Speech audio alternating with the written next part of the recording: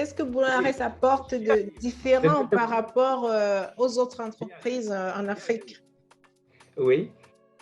Et maintenant, avec ce nom alors, vous comprenez directement que non seulement on projette, mais aussi on calcule et enfin on réalise. Lorsqu'on réalise maintenant, on peut aussi faire des aménagements si vous voulez justement que toute la maison soit aménagée. Ça veut dire quoi? On vous propose des paquets complets, soit en termes de projection qui sont vraiment orientés avec une prise de conscience de l'orientation actuelle du monde entier parce qu'on est en pleine période de crise climatique et tout est en train de changer. C'est en Afrique, on n'a pas encore pris conscience parce que de plus en plus, les industries de ciment sont encore en train de s'implanter. Mais nous, dans l'orientation de nos choix, parce que la maison est loin d'être seulement que construite et cimentée ou bien carrelée. Non, la maison se vit avec de l'énergie. Et déjà, au niveau de tout ce choix-là, on en tient compte, on essaie au max de rendre la maison indépendante parce qu'on est vraiment conscient de tout le cycle de vie de la maison, de tout le cycle de fonctionnement de la maison. Et on oriente toutes les solutions vers des solutions vertes. C'est-à-dire, si ce sont des petites villas, bien d'autres, on vous propose plutôt des briques. Le design, c'est un chantier qui ne finit jamais. L'architecture, c'est un chantier qui ne finit jamais. On travaille jusqu'à on atteint un certain nombre d'équilibres, on arrête ça comme ça, en fonction du budget. Parce que nous autres, nous sommes des gens qui aimons la fantaisie, nous sommes des gens qui rêvons à l'infini. Alors, tu peux dessiner et que ça soit autant beau que possible, mais tout ça doit... Le client n'a pas le budget, en effet. Bonjour à tous, bienvenue de nouveau sur Incrocio Afrotal. Alors, moi, je suis votre présentatrice Sarah Loé de Belize. Comme tous les samedis et toutes les semaines, nous vous présentons un Afrotalent, comme on les appelle ici, à Incrocio. Un Afrotalent, c'est quelqu'un qui se démarque dans la diaspora avec son activité, son projet, sa société. Une personne de la diaspora, un Africain, un Afrodescendant, qui, après avoir fait ses études en Europe, aux États-Unis, décide de rentrer dans le continent pour apporter son bagage intellectuel au développement de l'Afrique, au développement de notre continent. Aujourd'hui, comme tous les semaines, comme tous les samedis, nous sommes allés à la rencontre, mais que dire, à Incrocio, on dit, nous sommes allés à l'Incrocio. Nous sommes allés à l'Incrocio de l'un de ces jeunes intelligents africains de la diaspora qui se démarquent, comme vous le savez, ils sont de plus en plus nombreux, ces Africains de la diaspora qui décident d'étudier en Europe, d'étudier aux États-Unis, mais aussi de penser à l'Afrique, de penser à comment on va tous ensemble développer notre continent.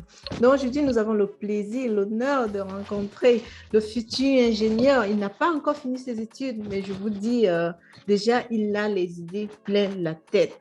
Comme on dit souvent en français, aux âmes bien nées, la valeur n'atteint point le nombre d'années. Nous avons le plaisir d'accueillir aujourd'hui Steve Duncan. Bonjour Steve. Bonjour Belize, le plaisir est le mien. Merci d'avoir accepté notre invitation. C'est moi qui vous remercie. Ok. Alors, Steve est un futur ingénieur, mais déjà, il a créé sa société qui s'appelle Boulares. Nous allons laisser, comme on fait tout le temps, laisser Steve nous présenter sa carte d'identité. Merci. Je me présente, je me nomme directement Steve Duncan. Duncan, vous comprenez déjà que ça provient de la région de l'ouest du Cameroun. Je suis né en 95 et directement en 2010. J'ai eu le BTC. Après le BTC, j'ai décidé tout simplement de faire le lancement technique. D'une part, parce que c'était une petite famille, il y avait peu de moyens et il fallait quelqu'un qui devrait vraiment faire quelque chose de technique pour pouvoir se prendre en charge de tout ça. Si à jamais appel au bar, il y a quelque chose de continuer. Exactement, j'ai choisi le génie civil et après, je me suis trouvé bien dans le génie civil. J'ai évolué jusqu'au bac. Alors, et subitement après le bac, j'ai fait un an d'université au Cameroun et après un an d'université, les cours de langue, et aujourd'hui, je suis en Italie en train de poursuivre le rêve toujours dans l'ingénierie architecture. Je tiens à souligner que depuis 2010 que j'ai choisi de faire le génie civil, je le fais en même temps au chantier qu'à l'école. Étant une personne curieuse, déjà j'entreprends et je questionnais déjà beaucoup les ingénieurs et aujourd'hui je continue dans la chose et je ne m'arrêterai pas après un an, après avoir fini avec le diplôme de master ou bien d'ingénieur architecte. Donc, pratiquement, ce goût, cette curiosité pour l'ingénierie est née depuis que vous êtes au Cameroun. Oui, le bâtiment, parce que quand tu nais, tu vois des maisons qui grandissent un peu de partout, partout quand tu passes au Cameroun. Et même depuis l'école primaire, parce que c'est quand j'entre là-dedans que je me rends compte que c'est passion que j'avais depuis, parce que pendant la pause à l'école primaire, je faisais toujours partie de ces enfants-là qui faisaient des petites maisons en pierre et qui le faisaient avec un certain nombre de soins. Et quand ils passaient là, c'est-à-dire même quand maman sonnait, tu étais toujours là à le faire, et par moment tu arrivais encore, ça fait 30 minutes. Alors, tu faisais même jusqu'à couper la dalle. Tu faisais avec des pierres, tu déposes jusqu'à supprimer la dalle et tu continues sur tes poses. Et c'est quand quelqu'un détruit ça, un camarade qui détruit ça, tu te dis sens que yeah! Ça après le bac, après même l'intégration de l'architecture que je me suis rendu compte. Parce que c'est dans l'architecture que tu te rends même compte de ce qui est là, de ce qu'on appelle l'art. De ce que tu es en train de faire, parce que là, c'est une étude un peu plus poussée qui ne sert pas seulement au niveau des mathématiques, la pratique, mais aussi on vous pousse vraiment à fouiller au plus profond de vous. Et parce que quand il faut créer, il faut que tu sois vraiment profond. Alors, Steve, comme ça, vous êtes arrivé en Italie et vous continuez dans vos études. Mais comment est né alors de Boulares pour ce qu'on comprend, c'est vraiment une continuité de votre rêve que vous êtes en train de concrétiser. Oui, pour y arriver, il faudrait d'abord que j'essaie un peu de faire une petite anecdote comme ça, c'est dans la gare camerounais, parce qu'aujourd'hui, c'est aux Africains qu'on s'exprime, c'est aux Africains, pas seulement aux Africains, parce que nous intervenons présentement au Cameroun. En Côte d'Ivoire, nous y travaillons, mais pour des gens qui sont là-bas, mais l'objectif est d'intégrer le territoire au Congo. Nous y sommes déjà, et en RCA aussi, on est en train d'y entrer. Au Guinée aussi, Guinée équatoriale, on est déjà aussi en train de travailler avec des gens qui sont là. L'objectif est d'y entrer d'ici peu. Alors, pour vous raconter, le reste n'est pas quelque chose qui m'aide. Non, ça naît justement, ça naît d'une des situations où je me suis rebellé.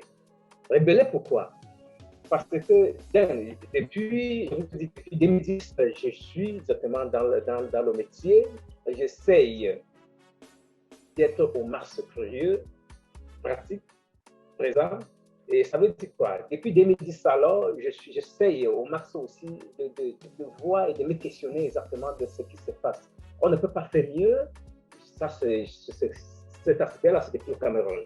Alors, et quand j'arrivais ici, en 2016, j'arrivais ici en Italie en 2016, nous tous nous savons que l'Italie, c'est le plus grand pays de l'architecture du monde, et qui peut vraiment faire en architecture dans ses racines. On ne parle pas, parce que l'architecture est bien différente de se limiter à ces choses qu'on dessine au programme. Ne pas confondre le programme à l'architecture, non. Le programme nous aide plutôt à numériser parce que ça se pense, ça se dessine, et le programme nous aide plutôt à numériser ce qu'on a pensé. Alors, quand j'arrivais ici, étant déjà quelqu'un, parce qu'au Cameroun, j'étais déjà chef chantier, étant déjà chef chantier, je me rends compte que tout ce qu'on étudie ici, malgré tout ce qu'on fait au Cameroun, on travaille dur, on travaille chaque jour, mais rien de beau. Il est beau. Finalement, il n'y a pas le beau. Mais quand tu arrives ici, comme étant toujours cette personne beaucoup curieuse, alors je m'échange avec mes enseignants et ils me disent, mais nous, on ne connaît pas l'Afrique n'existait pas. Mais j'ai dit, mais comment ça, l'Afrique n'existait pas? Et pourtant, quand j'étais au Cameroun, je me disais peut-être le Cameroun, c'est un pays connu dans le monde entier. Et quand je suis en face d'un enseignant, même un enseignant de première année, hein, il me dit, mais l'Afrique n'existait pas, il ne parle pas du Cameroun, mais il me parle de l'Afrique. Moi-même, quand j'arrive ici, je regarde comment l'ambiance est organisé ici, je regarde comment les maisons sont faites ici. Et je vois ce qu'il y a en Afrique. Tu ouvres même deux photos, tu compares, tu vois de l'autre côté, c'est la poubelle. Mais tu dis, mais qu'est-ce qui se passe là? Et parce que l'introduction, tout comme en médecine, c'est toujours l'histoire de l'architecture. Et cette histoire, ça s'oriente, on vous dit comment, c'est-à-dire on prend tous les grands architectes, on vous raconte comment ils ont évolué, on prend des maisons, on vous raconte juste des petits jeux qui sont faits et bien d'autres. Ce ne sont que des raisonnements logiques. Après ces cours-là, en 2016, qui sont des cours de l'histoire de l'architecture 2016-2017, je me rebelle, je dis, mais donc, alors, avec tous ces investissements qu'on fait constamment en Afrique, rien vraiment de concret naît, juste parce qu'on refusait vraiment de raisonner. Et ça m'a révélé, j'ai dit alors, depuis aujourd'hui, chaque maison où je vais mettre main, ça serait quelque chose orienté de la façon la plus moderne possible, bien évidemment en fonction du budget, l'environnement où on se retrouve. Une des plus grandes contraintes, lorsqu'on projette les maisons en Afrique, c'est le budget. Alors, vu ceci, alors, j'ai eu la chance d'avoir la première occasion en 2017 même, et j'ai projeté la maison d'un grand frère qui m'a dit, ben, regarde, j'ai une petite maison là, j'aimerais juste quelque chose. J'ai dit, non, non, je peux le faire. Il doutait parce qu'il me voyait encore. Je trace, la maison sont modernes. Là, il dit, mais c'est un client, c'est un grand frère. Il est ici à Bologne. Alors, il n'était pas vraiment convaincu. Ça lui dit, non, laisse ça va aller. Je prends la maison maintenant, j'envoie plutôt à un gars. On fait, en ce moment, ils ne comprennent pas. Et étant donné que de la première année jusqu'à la deuxième année, on commence déjà à construire des modèles de plus grandes structures et bien d'autres. C'est là où j'ai compris maintenant que s'ils ne comprennent pas même les temps qui sont faits, il faut construire un modèle. J'ai construit un modèle, on a passé au chantier, tout est fait. Et à la fin, c'est là où j'ai vite compris que les choses pouvaient aller. On a évolué tout en faisant au fur et à mesure des petites maisons. Et jusqu'à se retrouver maintenant en 2019, parce que là, on avait des petits chantiers. En 2019, on fait le lockdown. Et ça veut dire quoi? Tout ce temps-là que je me mettais pour me déplacer jusqu'à arriver à l'école, j'ai ça maintenant comme temps en gain.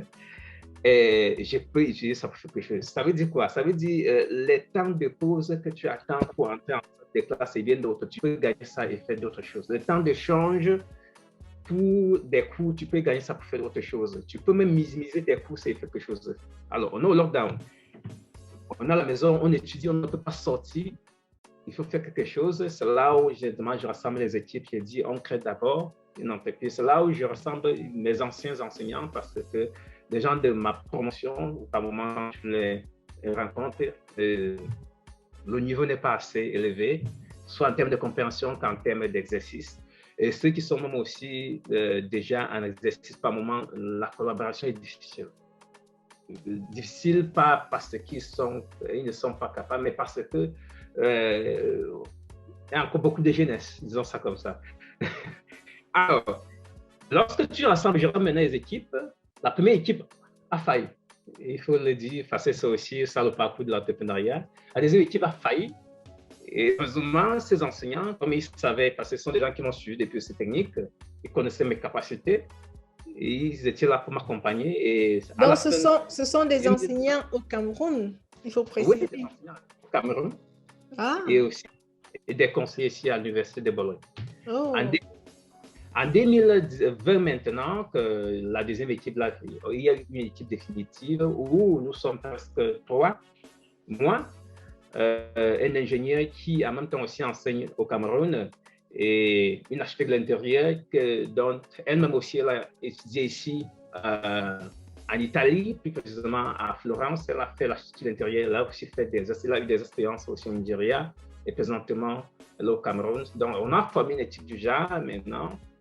On essaie de projeter autant de maisons. Moi, je vous parle des gens avec qui on travaille de plus proche parce que à côté, il y a des designers, c'est-à-dire des gens dont on fait maintenant des projets de genre et ils nous aident par moment à numériser certains. Il y a des maçons et bien d'autres, donc on est vraiment sectorisé. Et c'est quoi Bulares? On a dit à un certain moment, qu'est-ce qu'on fait? Parce que, pourquoi même le nom de Bulares? Bulares, ça veut dire Building Architecture Solution. Building Architecture Solution. Alors, pourquoi Building Architecture? Parce que building, ça veut dire tout simplement dire construire. Architecture, c'est parce que en même temps, c'est ce que moi j'étudie, l'ingénierie et l'architecture. C'est-à-dire en même temps, je suis ingénieur et architecte du bâtiment. Je ne suis pas seulement architecte parce que l'ingénierie, ça s'approche avec des chiffres, avec des calculs, et pour moi, l'aspect esthétique est négligé. Et pourquoi maintenant architecture? Architecture, ça s'approche maintenant avec le côté de l'art, le beau, tout ce qui peut vraiment que les Français disent souvent que c'est charmant, c'est beau. Tout ce qui peut vraiment donner le beau, l'art. Et étant maintenant au milieu et faisant uniquement dans le bâtiment, ça te permet vraiment d'avoir la chose, c'est-à-dire d'être vraiment assise dans la chose, comme nous le disons dans nos langages des gens qui sont de l'Afrique francophone. Alors, et on a choisi maintenant...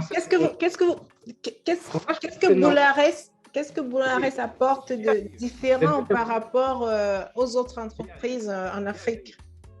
Oui. Et maintenant, avec ce nom alors, vous comprenez exactement que non seulement on projette, mais aussi on calcule et enfin on réalise. Lorsqu'on réalise maintenant, on peut aussi faire des aménagements si vous voulez justement que toute la maison soit aménagée. Ça veut dire quoi?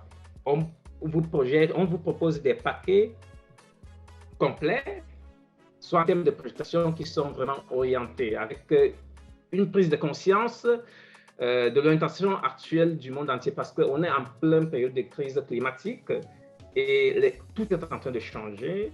C'est en Afrique, on n'a pas encore pris conscience parce que de plus en plus les industries de ciment sont encore en train de s'implanter.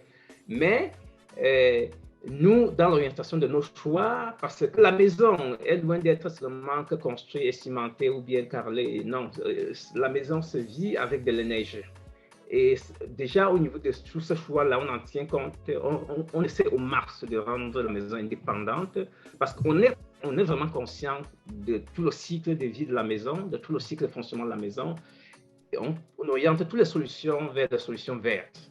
C'est-à-dire, si ce sont des petites villas, bien d'autres, on vous propose plutôt des briques. Pour les hommes de la rue comme nous, qu'est-ce que ça veut dire des solutions vertes? Quand on était au Cameroun, bon, ça fait longtemps que je ne suis pas rentrée, oui. C'était des maisons construites avec du ciment. Est-ce que vous êtes orienté vers la terre? Qu'est-ce que ça veut dire vert? Oui, comme solution verte, j'y entends tout simplement orienter les choix vers les choix les plus éco-sostenibles possible. Alors, c'est-à-dire, on fait des choix biologiques, des choix qui n'ont pas d'impact sur l'environnement parce que l'électricité que vous prenez, ça a quelque part un impact. Le ciment, le cycle de production de ciment, ça renvoie beaucoup de chaleur, des zones, et ça envoie aussi des chaleurs et tout ça et bien d'autres. Alors, autant que possible, on essaie de vous procurer, de vous conseiller déjà peut-être le panneau solaire, de vous conseiller d'utiliser plutôt des châteaux que d'utiliser Kamota qui ne fonctionne pas, c'est-à-dire des réseaux vraiment d'adduction d'eau qui ne fonctionnent pas très bien dans tous les pays francophones parce que grand nombre, plus de 80% des maladies proviennent des eaux qu'on boit parce que ce n'est pas potable. C'est-à-dire, on vous conseille plutôt de faire un puits ou bien un forage où vous envoyez le château là et toute la maison fonctionne 24 sur 24. Ça veut dire, vous comprenez que déjà en résolvant le problème de l'énergie entendue comme eau et électricité, vous avez cette possibilité que votre maison fonctionne. Qu'elle soit une maison pour industrie, pour l'habitation ou bien que pour les logements, ça doit fonctionner que 24 heures sur 24. Si ce sont des petites villas, parce que quand on monte en hauteur, nos briques, les briques, comme on entend souvent là-bas en Afrique, ça devient un peu difficile, le coût devient un peu plus cher parce qu'il faut manager, il faut soulever chaque morceau par morceau et superposer, ça devient un peu plus cher. Là, si on accepte à une duplex, ça veut dire niveau 1, niveau 2. C'est-à-dire, ça veut dire rez-de-chaussée et premier étage. Si c'est uniquement une petite villa et une duplex, oui, on peut le faire en briques et de la manière la plus moderne possible. Parce que à la fin, quand tu as bien étudié la chose, comme les gens peuvent justement parler mes pages et voir constamment, l'unique chose qui change, c'est le design. Ce qui rend ça beau, c'est le design. Et ce qui te fait vraiment te sentir à l'aise dedans, c'est l'architecture de l'intérieur et l'orientation maintenant des choix du fonctionnement de la maison, c'est-à-dire l'énergie. Quelles sont les petites finesses que vous avez ramenées et que vous êtes en train de ramener à Boulares pour une cliente, je répète, la cliente Belize? Les finesses, comme je vous ai dit, alors, on ne réfléchit pas au chantier. Au chantier, on ne réfléchit pas. On part au chantier pour travailler. Au chantier, c'est pour faire. Et maintenant, la partie étude que nous faisons en tant qu'architecte, l'architecte de l'intérieur et au sein de nous, il y a aussi des urbanistes. C'est tout au long de cette phase-là qu'on étudie, on affine, on dessine, on redessine, on dessine, on redessine, jusqu'à ce que tout ça, c'est-à-dire on essaie d'accoster tout le beau qu'on voit un peu en Europe, c'est qu'en plus de ça, on y ajuste l'art africain, jusqu'à ça devient, il y a mon ami qui appelle souvent ça architecture.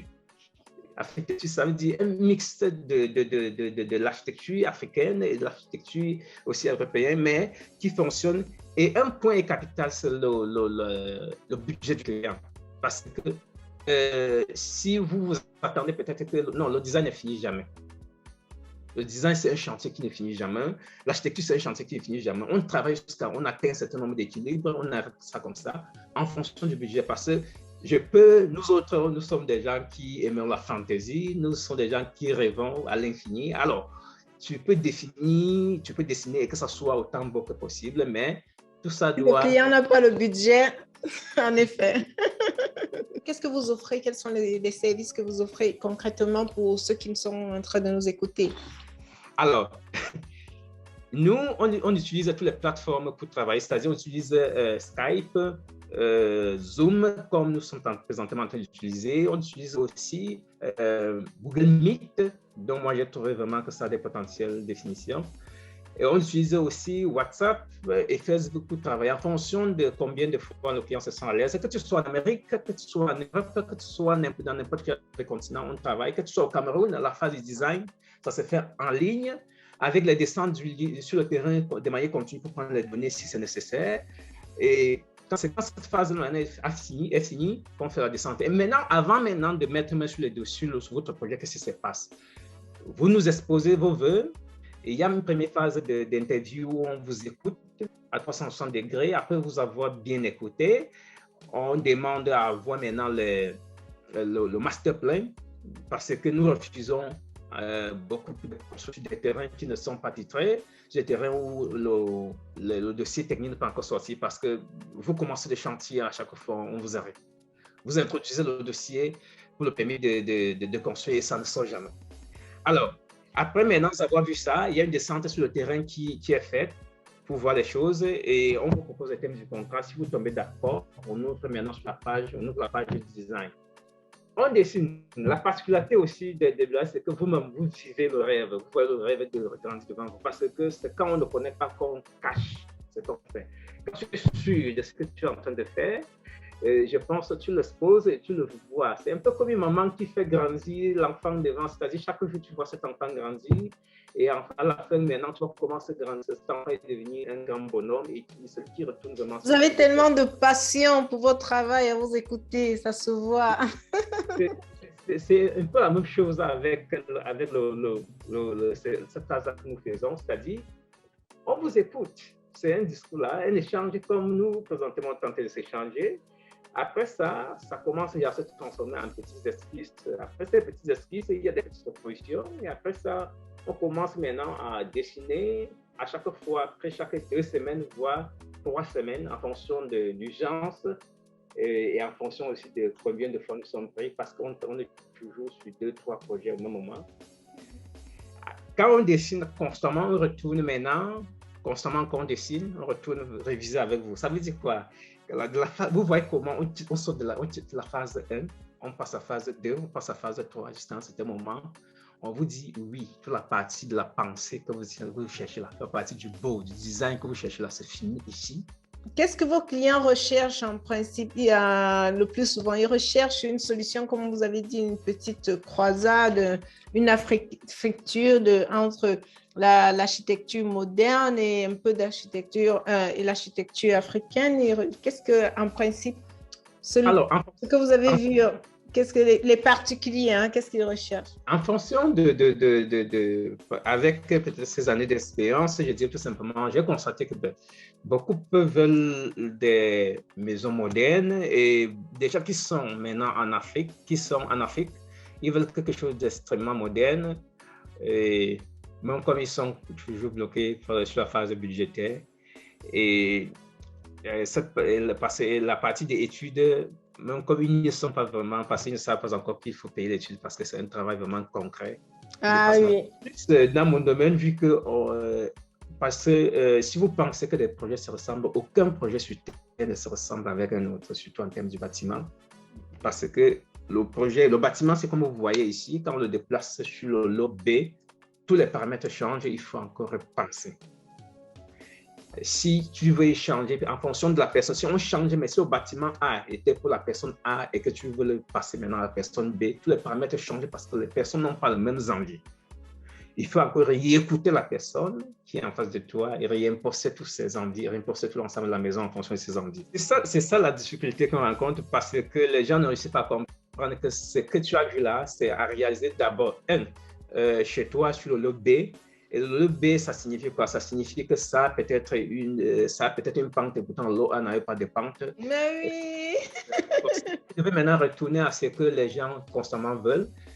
Beaucoup ceux qui travaillent maintenant en Europe ont déjà compris que, oui, on ne doit plus, c'est-à-dire, ils sont déjà du genre, ailleurs, il faut copier ce qui est bien, mais il faudrait que ça fonctionne. Beaucoup déjà, parce que ce sont des ingénieurs, des grands cadres dans des sociétés, en Europe, des grands techniciens, et ils savent déjà ce que ça signifie, la fonctionnalité. Et malgré le fait qu'ils veulent quelque chose de beau, quelque chose, parce que quand ils se déportent là où il est là, qu'il soit en Amérique, en Asie ou n'importe où, ce qu'il veut, c'est ce qui ressemble à ce qu'il voit dans son entourage au moyen quotidien. Mais il sait quand même que si on déporte ça complètement, ça ne peut pas fonctionner. Et il y a un mix entre l'architecture africaine et le moderne. C'est le bénéfice alors pour tout le monde d'appeler Boulares parce que vous allez rencontrer des personnes qui ont étudié en Afrique, qui ont travaillé en Afrique, mais qui ont aussi étudié en Europe et qui ont travaillé ici en Europe, donc qui ont vraiment ces deux cultures et ces deux éducations et de la fonctionnalité, comme vous disiez, qui est très chère aux personnes qui sont de la diaspora et de la beauté aussi, mais aussi de cette mixité que nous recherchons tous à Incroche, cette croisade entre nos cultures et entre les deux architectures. Donc ça, c'est un des grands bénéfices, des avantages d'appeler Boulares pour tous vos services d'architecture en Afrique. Vous aviez dit tantôt, Steve, vous êtes basé au Cameroun. Et dans quel pays encore? Nous sommes au Cameroun, nous sommes déjà au Congo et déjà au Guinée à travers un partenaire, en Côte d'Ivoire aussi à travers un partenaire et en RCA aussi à travers un partenaire. OK.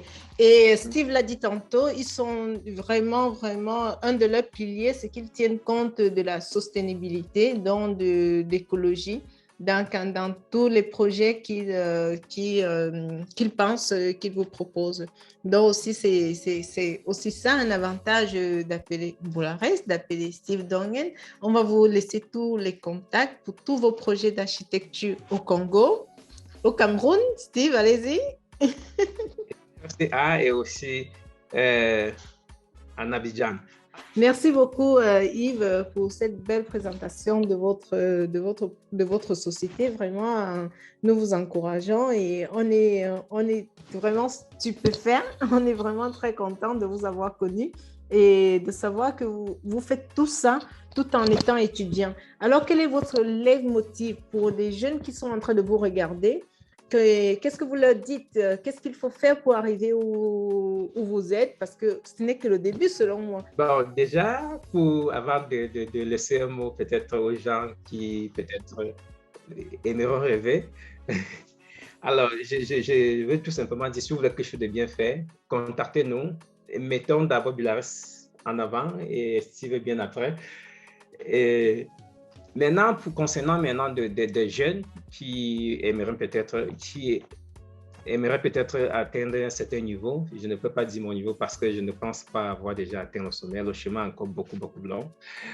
Il faut juste être concentré et s'appliquer dans ce qu'on fait. Et je sais que tout autour de vous, il y a beaucoup de distorsions. Mais choisissez votre chemin et suivez-le, soyez concentrés. Et choisissez quelques deux exemplaires des personnes que vous prenez comme référence et vous suivez. En ce moment, si vous n'y parvenez pas, imitez, faites comme eux. Et surtout, ayez un rêve et travaillez chaque jour sur ça. Oh, comme c'est bien dit. Vous avez vraiment parlé comme on parle au pays, là, un grand frère. Ayez un rêve et travaillez sur ça. Regardez, ayez des modèles que vous pouvez imiter et soyez focus. Et vous voulez ajouter quelque chose, pour finaliser, pour terminer notre talk? Non, s'il s'agit tout simplement d'ajouter quelque chose, je dois tout simplement encore dire un mot que je n'ai pas dit aux gens, c'est que depuis 2017, comme je dis, je me suis rebellé. Ma devise, c'est Modern House for Everywhere and Everywhere in Africa. Oh.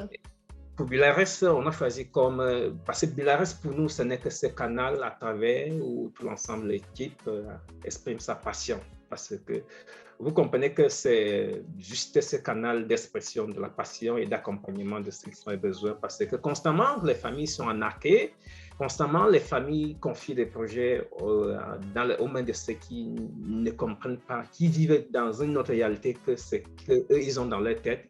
Et ils naissent des incompréhensions.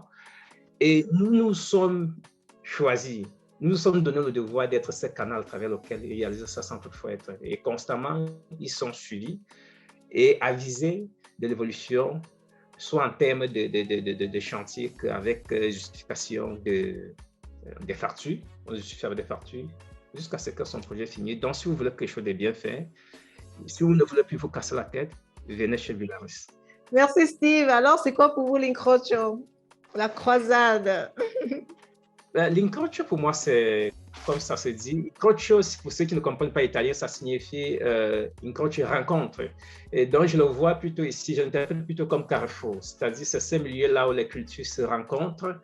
Et je dois plutôt remercier beaucoup votre équipe et vous-même d'abord, Bélis, parce que au milieu de ce côté passé, je dois aviser aux gens que ça aussi, on a juste essayé de présenter ça sous forme de ce que je fais. Je pense qu'il y a ce côté-là où elle met plutôt en avant maintenant le savoir-faire africain, donc qui est énormément important, surtout en Italie, mais aussi surtout l'Europe, parce que quand vous vous retrouvez dans ce milieu-là où personne ne vous comprend, on pense que vous êtes là uniquement pour consommer. Il faut juste maintenant des canaux comme celui-là pour pouvoir exposer ce que vous êtes capable de faire. Merci encore, Bélis. Merci à vous, Steve. Merci pour votre soutien et merci pour ces belles paroles. Merci pour votre temps aussi et votre considération.